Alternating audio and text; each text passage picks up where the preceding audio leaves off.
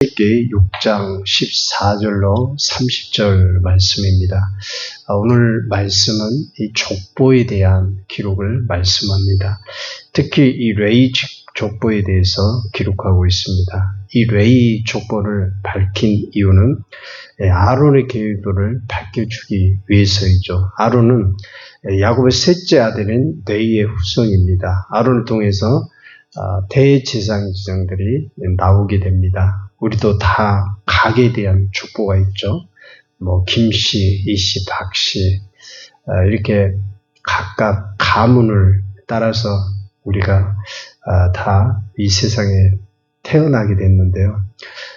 한국에도 참 여러 성이 존재하는데 여러분 족보가 있다고 하는 것은 뭘 말합니까?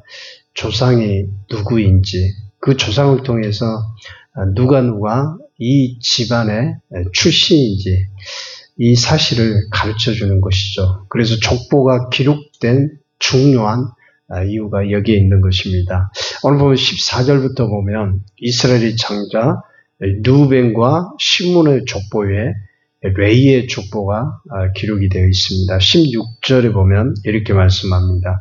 레위의 아들들의 이름은 그들의 족보대로 이러하니 게르손과 고핫과 무라리요 레위의 나이는 137세였으며 아론의 조상 뇌에 대해서 언급합니다. 그래서 17절부터 보면 게르손의 자손, 고핫의 자손, 무라리의 자손, 그리고 모세의 아버지 아므람, 그리고 요게벳이 중간에 기록이 되어 있고요. 레위의 자손인 이 비느하스까지 연결이 되어 있습니다. 이것을 족보를 말씀한 이유는 아론의 계율을 밝혀주기 위함이죠. 아론은 야곱의 셋째 아들인 레위의 후손이죠. 아론을 통해서 이 신성한 제사장직을 감당한 이 후손들이 나오게 됩니다. 아론의 제사장직 족보를 보면서 한 가지 기억해야 될 것은 아론의 자손들이 제사장직을 이어가게 되는데 우리들도 믿음의 영적인 계승이 이 자녀들까지 계속해서 이어져야 됩니다. 돈이나 재물보다 귀한 것이 무엇입니까? 신앙적 유산이에요. 우리가 하나님을 믿으면서 그 하나님의 안에서 믿음을 소유하고 신앙생활을 하는데 그 믿음이 자녀들까지 계속 이어지는 그런 가문. 여러분 얼마나 그 가문이 복이 있겠어요. 여러분 믿음과 신앙은 중간에 끊기는 것이 아니라 나를 통해서 다음 세대가 그 믿음의 신앙을 받고 또 그 밑에 자손, 그래서 대대로 하나님을 섬기는 가정이 복이 되는 가정입니다. 그래서 저 같은 경우에도 믿음의 유산을 물려주려고 참 많이 노력을 했어요. 저희 자녀들에게 성경 교육도 말씀도 많이 이렇게 가르치고 교육도 했는데요. 반드시 우리가 그 신앙의 유산을 받기 위해서는 대가 지불이 필요하다고 하는 것입니다.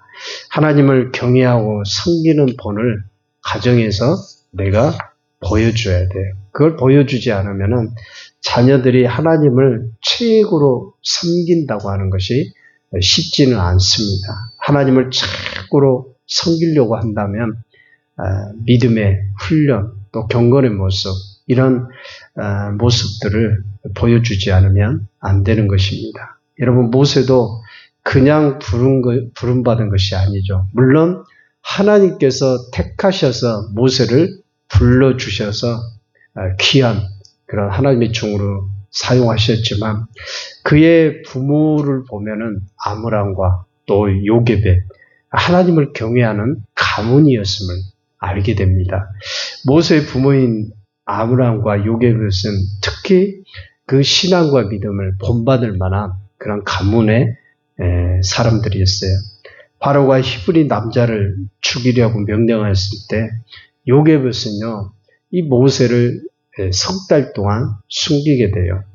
더 이상 숨길 수 없게 되자 이 갈대 상자에 넣어서 띄우게 됩니다. 출애굽기에 2장에 나와 있죠. 그리고 히브리서 11장 23절에 보면요. 모세의 부모가 믿음으로 모세를 숨겼다. 이렇게 기록이 되어 있어요. 그러니까 모세의 부모를 보면 믿음이 있는 부모였고 믿음의 가문 출신이었다고 하는 것을 분명히 밝히고 있습니다.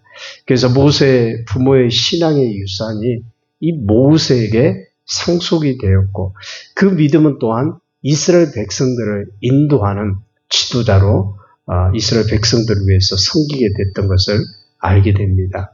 그렇기 때문에 오늘 저와 여러분들도 가장 중요한 것은 우리가 자녀들에게 돈을 물려주고 또 재물을 물려주는 것보다 가장 귀한 것은 믿음의 유산을 물려주는 거예요. 이 믿음의 유산을 물려주는 것이 자녀들에게 가장 큰 귀한 복입니다. 그걸 우리가 하나님을 섬기면서 우리가 예수 그리스도 안에서 하나님을 섬기는 그 믿음이 전수될 때 또 우리 가정이 믿음의 가정으로 하나님께 은혜를 입을 수가 있는 것이죠. 시편 120편 128편 1절과 2절에 보면 여호와를 경외하며 그의 길을 걷는 자마다 복이 있도다.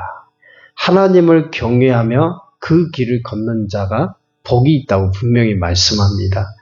여호와를 경외하는 가정이 가장 복된 가정이 될 줄 믿습니다. 그래서 이 땅에서 살아가는 것이 우리가 뭘 노력하고 수고해서 어떤 재물을 모으고 내 이름의 명성이 유명해지고 그런 것도 물론 귀한 일이긴 하지만은 가장 복된 것은 예수 그리스도를 알고 그 예수 그리스도를 믿는 그 믿음 가운데 자녀들도 함께 주님을 섬기고 그 안에서 사는 것이 가장 큰 복된 일입니다. 여러분 실제 모세와 아론은 하나님을 경외했어요. 그래서 지도자가 되었고요. 하나님이 귀하게 사용했습니다. 오늘 보면 26절과 27절을 보면 잘 알 수 있죠. 이스라엘 자손을 그들의 군대대로 애굽 땅에서 인도하라 하신 여호와의 명령을 받은 자는 이 아론과 모세요. 애굽 왕 바로에게 이스라엘 자손을 애굽에서 내보내라 말한 사람도 이 모세와 아론이었더라. 애굽에서 인도하라고 한 그 하나님의 명령을 전했던 사람도 아론과 모세였고요. 또 애굽에서 바로 왕에게 하나님의 명령을 전하면서 이스라엘 백성을 내보내라 말한 사람도 바로 모세와 아론이었어요. 그래서 이 모세와 아론은 하나님께 이스라엘 백성들을 가나안 땅까지 인도하는 정말 귀한 지도자로 쓰임을 받았다고 하는 것을 알게 됩니다. 더 중요한 것은 이 모세를 보면요, 늘 하나님과 친밀한 교제를 나눴던 사람이에요. 출애굽기 33장 11절에 보면 사람이 자기의 친구와 이야기한 같이 여호와께서는 모세와 대면하여 말씀하시며 모세는 항상 하나님과 대화하며 교제하며 하나님과 가까이 했던 사람이에요. 그러니까 우리도 늘 주님과 가까이 하는 그런 기도의 사람이 돼야 됩니다. 모세는 하나님의 얼굴을 직접 보았다기보다도 하나님과 모세의 이 교제가 굉장히 친밀한 그런 단계까지 나아갔음을 알 수가 있어요. 민수기 12장 7절로 8절에도 보면 하나님께서는 모세에 대해 말씀하면서 다른 선지자들과 달리 구하는 내가 대면하여 명백히 말하고 이렇게 말씀합니다. 명백히 말씀했다고 이렇게 기록이 되어 있는데요. 보통 다른 선지자들이라든가 종들하고는 꿈이나 환상이나 이런 이상 같은 방법으로 만나주셨어요. 근데 모세는 대면했다. 이 말씀은 하나님께서 모세와 더 깊이, 더 친밀한 가운데 만나서 교제를 했던 모습을 보게 됩니다. 오늘 우리도 모세처럼 이 주님과의 대화가 더 깊이 있고 더 친밀한 교제 가운데 나아갈 수 있기를 주의 이름으로 축원드립니다. 사랑의 교제가 되고 주님을 더 사랑하면 이와 같은 하나님과의 아름다운 교제체 또 더 깊이 있고 친밀한 교제 가운데 우리 주님께서 우리를 만나 주실 줄 믿습니다. 오늘도 기도할 때 우리 주님을 만나는 큰 기쁨과 은혜가 있으시길 주의 이름으로 축복합니다. 기도하겠습니다.